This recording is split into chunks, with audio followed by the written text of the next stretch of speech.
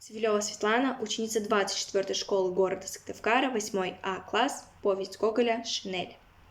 But Акакий Акакевич, even if he looked at something, saw in everything his own neat lines, written in an even hand, and only when a horse's muzzle, coming out of nowhere, placed itself on his shoulder and blew real wind from its nostrils onto his cheek.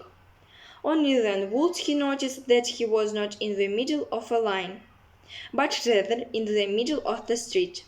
Coming home, he would sit down straight away at the table, hastily slurp up his cabbage soup, and eat a piece of beef with onions, without ever noticing their taste, and he would eat it all with Liz and whatever else God sent him at the time.